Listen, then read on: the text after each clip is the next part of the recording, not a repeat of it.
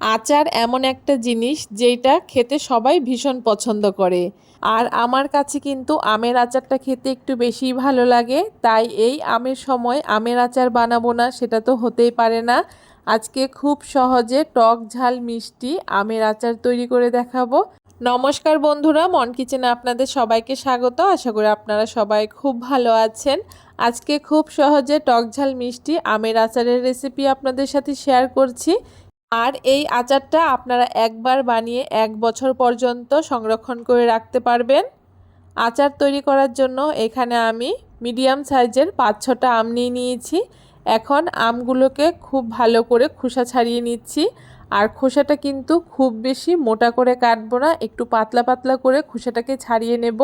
এতে কিন্তু আমটা খুব বেশি গলে যাবে না, আমটা গোটা থাকবে, কিন্তু এর ভেতরে খুব সুন্দর কিন্তু গুড় কিংবা চিনির রসটা ঢুকে যাবে।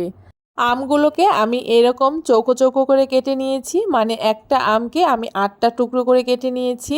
আর তারপরে আমগুলোকে খুব ভালো করে ধুয়ে নিয়েছি। আর আমের ভেতরে গুড় কিংবা চিনির রস ঢোকার জন্য এখানে আমি একটা কাঁটা চামচ দিয়ে আমগুলোকে ঠিক এরকম করে একটু ছিদ্র করে নিচ্ছি। এই পদ্ধতিতে যদি আমগুলোকে আপনারা একটু ছিদ্র করে নেন তাহলে কিন্তু আমের ভেতরে খুব সহজেই নুন মিষ্টি ঢুকে যাবে আর আমটা একদম গোটা থাকবে। সবগুলো আম আমি একই রকমভাবে কাঁটা চামচের সাহায্যে ছিদ্র করে নিয়েছি আর আমটাকে একদম খুব ভালো করে জল ঝরিয়ে নিয়েছি। এখন আমের মধ্যে পরিমাণ মতো নুন আর পরিমাণ মতো হলুদ দিয়ে খুব ভালো করে আমের সাথে মাখিয়ে নিচ্ছি। নুন হলুদ দিয়ে আমগুলোকে খুব ভালো করে মাখিয়ে নেওয়ার পরে এখানে একটা থালার উপরে আমগুলোকে এক এক করে আমি ছড়িয়ে দিচ্ছি। এভাবে করে আমগুলোকে থালার উপরে ছড়িয়ে আমি খুব ভালো করে 3 থেকে 4 ঘন্টা রোদে রেখে দেব। আপনারা চাইলে কিন্তু পুরো একদিন রোদে এটাকে রেখে দিতে পারেন, যাতে আমের মধ্যে থাকা জলগুলো একদম শুকিয়ে যায়। আমটাকে রোদে দিয়ে এসেছি আর এইদিকে আমি আচার তৈরি করার জন্য একটা মশলা তৈরি করব। মশলা তৈরি করার জন্য কড়াইতে 1 চামচ জিরে, 1 চামচ মৌরি আর হাফ চামচ এইখানে মেথি দিয়ে দিয়েছি। মেথির পরিমাণটা একটু কমই ব্যবহার করতে হবে, তাহলে কিন্তু মশলাটা তেতো হয়ে যাবে। আর তার সাথে 4-5টা শুকনো লঙ্কা দিয়েছি আর হাফ চামচ মতো আমি এখানে সর্ষে দিয়েছি। সব কিছু একসাথে খুব ভালো করে একটুখানি ভেজে নিয়েছি আর তারপরে মশলাটাকে আমি গুঁড়ো করে নেব। আর এইদিকে কিন্তু আমটা আমার খুব ভালো করে রোদে দেওয়া হয়ে গেছে, মানে আমের মধ্যে থাকা জলটা একদম শুকিয়ে গেছে। এখন আচার তৈরি করার জন্য কড়াইতে পরিমাণ মতো সর্ষের তেল দিয়ে দিয়েছি। আচারের মধ্যে কিন্তু সর্ষের তেলটাই ব্যবহার করতে হবে, তাহলে কিন্তু আচারের টেস্টটা বেশ ভালো হবে। এখন তেলটা ভালো করে গরম হয়ে যাওয়ার পরে হাফ চামচ মতো পাঁচফোড়ন দিয়ে দিচ্ছি। ফোড়নটা একটু লাল করে ভেজে নেওয়ার পরে আগে থেকে শুকিয়ে রাখা আমগুলোকে দিয়ে দিচ্ছি। আমের মধ্যে যেহেতু নুন হলুদ দেওয়া আছে তাই এখানে আমি আর নুন হলুদ ব্যবহার করিনি।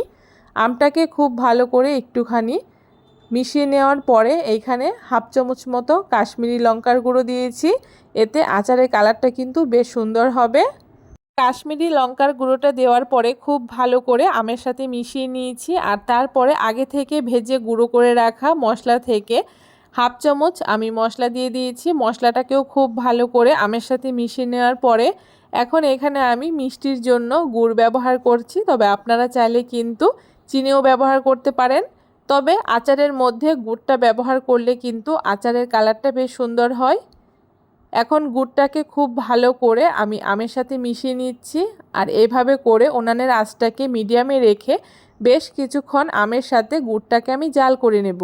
একটু সময় নিয়ে আচারটাকে তৈরি করলে খুব সহজে কিন্তু আমের ভেতরে গুড়ের রসটা ঢুকে যাবে। বেশ কিছুক্ষণ জাল করে নেওয়ার পরে উপর থেকে আমি হাফ চামচ মতো এখানে বিট নুন দিয়ে দিচ্ছি। যে কোনো আচারের মধ্যে একটু বিট নুনটা ব্যবহার করলে এর টেস্টটা আরও বেশি ভালো লাগে। আবারও বেশ কিছুক্ষণ মিডিয়াম আঁচে আমি আমটাকে গুড়ের সাথে জাল করে নিয়েছি আর খুব সুন্দর একটা কালার চলে এসছে আর আমের ভেতরে কিন্তু খুব সুন্দর রস ঢুকে গেছে আর আমের আচারটা কিন্তু আমার একদম তৈরি হয়ে গেছে। আচারটা নামানোর আগে আরও 1.5 চামচ মতো ভেজে গুঁড়ো করে রাখা মশলা দিয়ে দিচ্ছি আর মশলাটাকে দিয়ে আবারও খুব ভালো করে আচারের সাথে আমি মিশিয়ে নিচ্ছি। এভাবে করে একটুখানি নেড়ে চেড়ে উনানের আঁচটাকে বন্ধ করে দিয়ে এভাবে করে আমি আচারটাকে রেখে দেব 1 দিনের জন্য। আচারের কালারটা কতটা সুন্দর হয়েছে দেখে নিশ্চয়ই বুঝতে পারছেন। আর এই আচারটা কিন্তু খেতে দুর্দান্ত হয়। আর একটা আমও কিন্তু এখানে গলে যায়নি, সবগুলো আমি কিন্তু একদম গোটা রয়েছে। আপনারা যদি এই আমের আচারটাকে 1 বছর সংরক্ষণ করতে চান সেক্ষেত্রে কিন্তু 3 চামচ মতো ভিনিগার ব্যবহার করবেন, তাহলে কিন্তু আচারটা বেশ অনেক দিন পর্যন্ত ভালো থাকবে। কেমন লাগলো আজকে খুব সহজ পদ্ধতিতে টক ঝাল মিষ্টি এই আমের আচারের রেসিপি অবশ্যই জানাবেন। ভিডিওটা ভালো লাগলে সবার সাথে শেয়ার করে চ্যানেলটাকে সাবস্ক্রাইব করে দেবেন।